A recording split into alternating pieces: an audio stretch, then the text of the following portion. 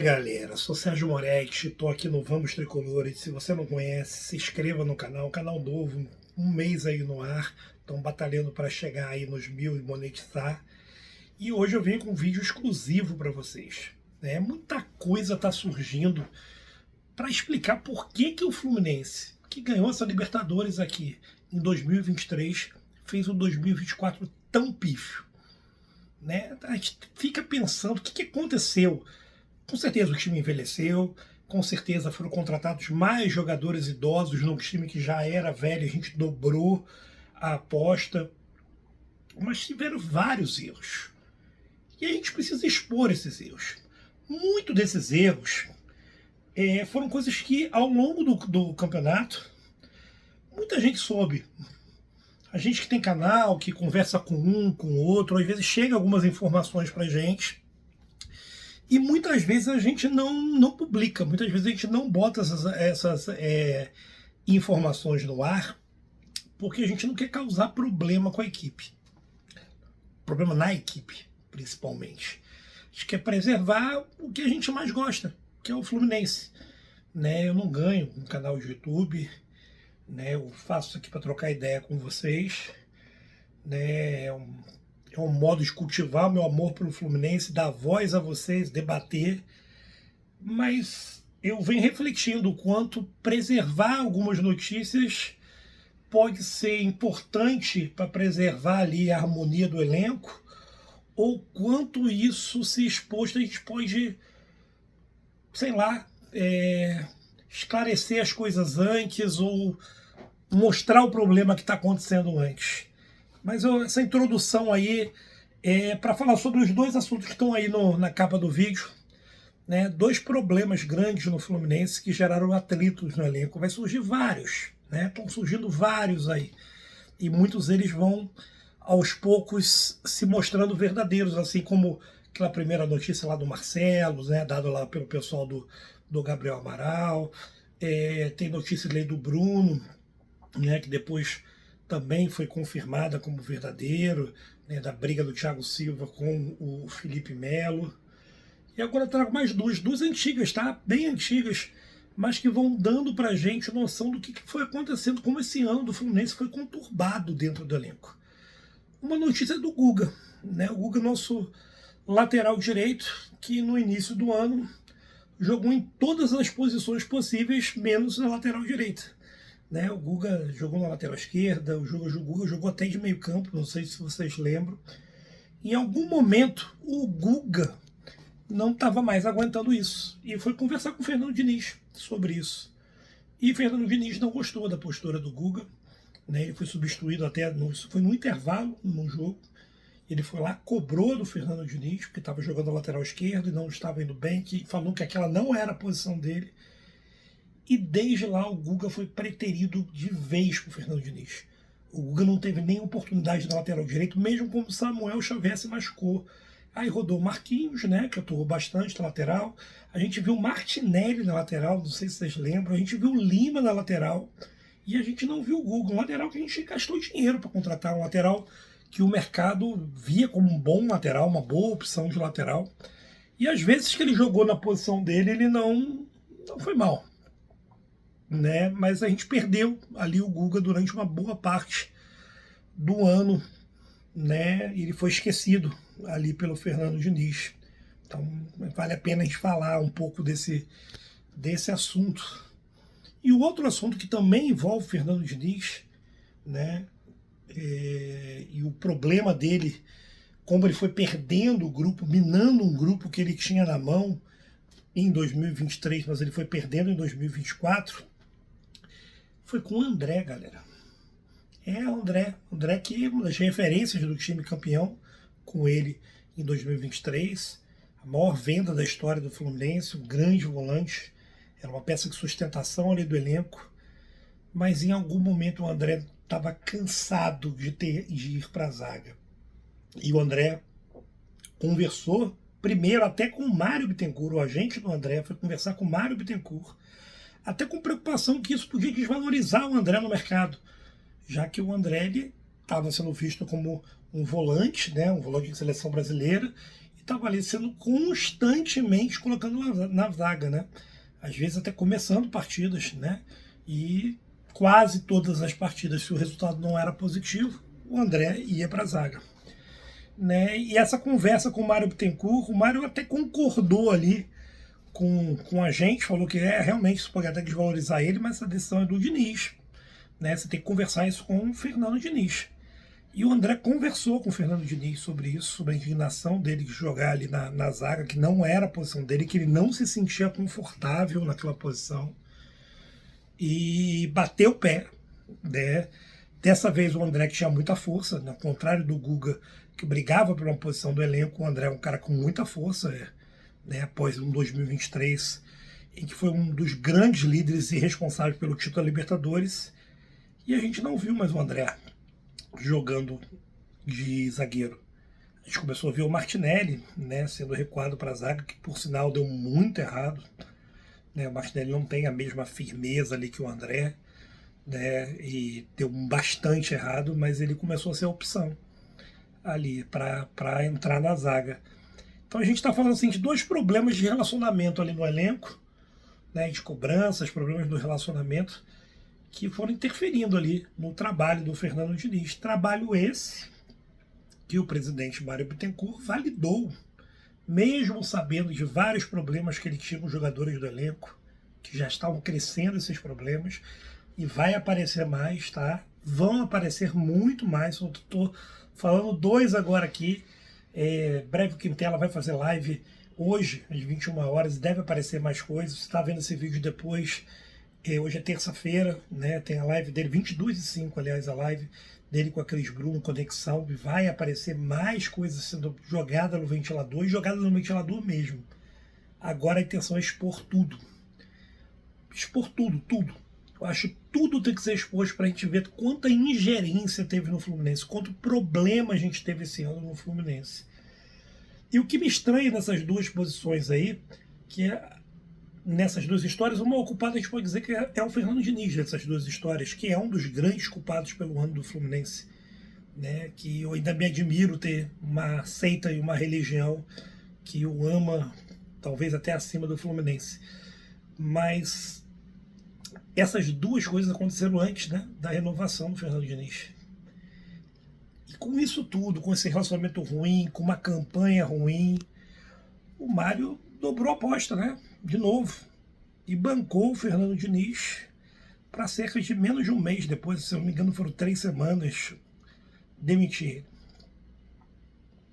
Que gestão é essa que não percebe o que está acontecendo, que se diz tão próxima, mas e tem a reclamação ali dos jogadores, tem o descontentamento de um, de outro, e continua com um trabalho que, apesar do título da Libertadores, já demonstrava que uma queda alucinante. Vai aparecer muito mais coisa, gente. Vai aparecer muita coisa. Muita coisa já se sabe. Muita coisa se sabe desde a época.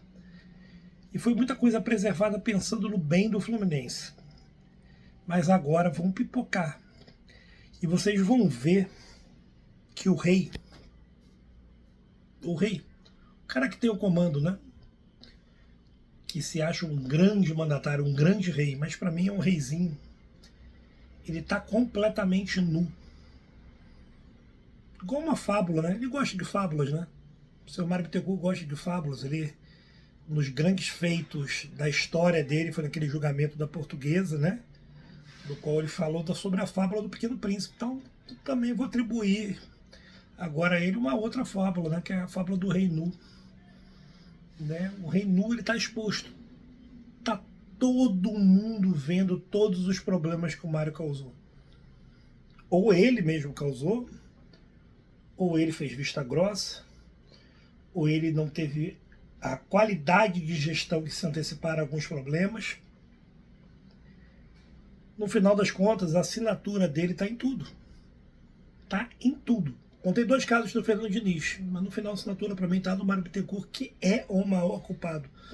Não tirando a culpa do Fernando Diniz no ano trágico do Fluminense. 6 pontos.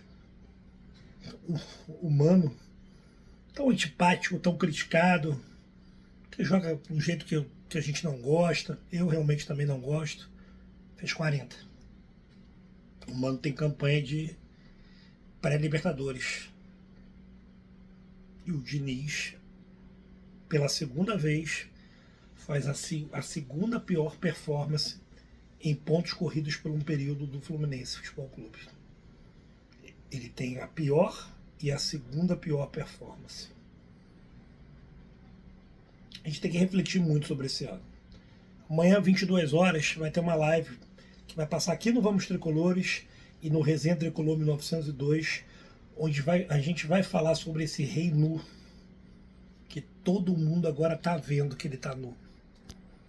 Se você olha para ele e ainda enxerga a roupa, igual a Fábula, ele finge que está lá todo pomposo, né, com a sua roupa, tem algum problema com você. E ser crítico, nesse momento agora, ser crítico, falar tudo o que está acontecendo, é proteger a nossa maior paixão, que é o Fluminense Futebol Clube. É exigir que o presidente que é eleito e que tenha mandato, se ele não largue o poder, que ele não queira largar o poder, que ele coloque profissionais para gerir o que ele não tem competência de fazer. Mário Bittencourt é completamente incompetente, ele não tem superávit dentro do Fluminense no ano de maior receita dele. O que ele demonstra como superávit é mentiroso. Posso afirmar isso, porque existe uma contestação dentro do balanço, lá tem um asteriscozinho lá da verba da Liga Forte Futebol. E a gente tem que repetir isso um monte de vezes. Sabe por quê, galera? O torcedor comum, durante muito tempo, acabou sendo convencido, né, que estava na mão dos melhores presidentes da história do Fluminense. Um presidente que se agarrou em 3 acordos: Profut, RCE e o ato trabalhista, que trouxeram para eles condições de trabalho que talvez nenhum outro presidente teve na história do Fluminense. Ele tinha ali o valor que ele tinha que pagar mensalmente para deixar as dívidas dele em dia e não ser penhorado.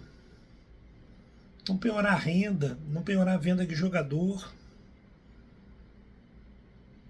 Então, na hora que você coloca esse cara nesse enorme patamar, você tem que avaliar também a facilidade que ele teve contra outros presidentes da história. A gente não tem uma história recente de bons presidentes. E, na minha opinião, ele é mais um. Na minha opinião, ele é mais um que não tem a competência necessária para estar lá. E aí, no momento que se fala tanto em SAF, que você pode ser favorável ou não, mas vale muito mais a gente pedir o profissionalismo.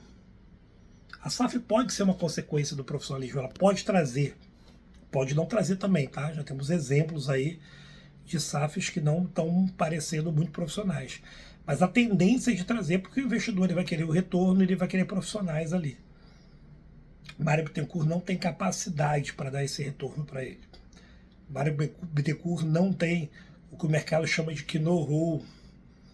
Não é o cara que eu mantenho ele ali, porque ele ali vai me trazer uma expertise diferente desse mercado. Infelizmente não é. Não é a pessoa certa, não está no lugar certo.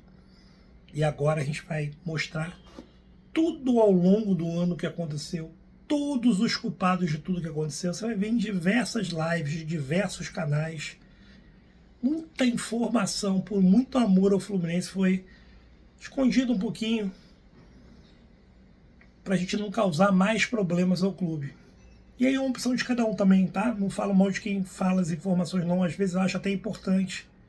Teve muita gente que deu informações que se provaram completamente certas, que foram renegadas pelo clube, foram combatidas pelo próprio Mário, depois se comprovaram. Né? Ontem o Quitela revelou, por exemplo, o Marcelo, que ele tinha um preparador físico dele, um médico dele, que no contrato dele o médico do Fluminense só podia botar gelo nele. Senhores, a gente tem dentro da nossa área de fisiologia, a gente tem o Milton Petroni, né, fisioterapeuta, um dos melhores do mundo. E a gente abrir a mão disso tudo para fazer uma vontade ali de um jogador. Será que isso tudo estava sendo feito de forma correta? Será que esse é o melhor modo de comandar o Fluminense?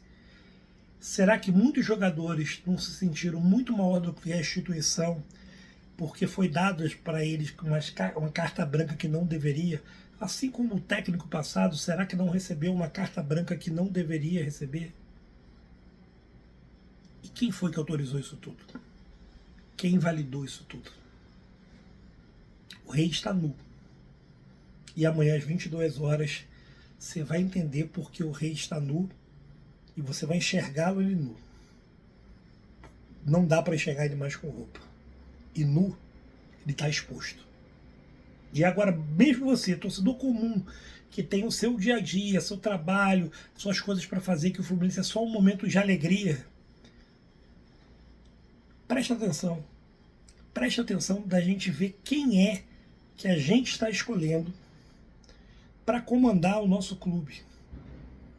Qual a responsabilidade que esse cara tem e qual a postura que esse cara deveria ter como presidente e que ele não tem. E aí você vai enxergar ele cada vez mais nu. E você vai ver que ele não tem as vestes, a coroa para ser presidente do Fluminense Futebol Clube e de jeito nenhum para trabalhar dentro de uma SAF. De jeito nenhum. Desconfie de qualquer SAF que esse cara se coloque de alguma forma como administrador, CEO. Desconfie. Que investidor é esse que vê predicados nesse presidente que ele não tem? E você, torcedor, que não acompanha esse dia a dia, muitos acompanham, alguns não, e não estou julgando ninguém, alguns do Fluminense é só um momento de lazer, vão preservar o seu lazer e vamos ser críticos de verdade com as pessoas que estão fazendo tão mal ao Fluminense Futebol Clube. Pessoas que conseguiram ter um ano de arrecadação recorde da história do Fluminense, não apresentar lucro. Pessoas que cada vez mais estão liquidando a nossa base por antecipação. O Fluminense hoje não tem sub-20. Quem vai subir de Xerém para cima vai ser o sub-17. Muito bom, por sinal. E para fazer vitrine. E para vender muito rápido. E para vender antes da formação final. Para trazer jogadores mais velhos, sem contratos. A quem agrada isso?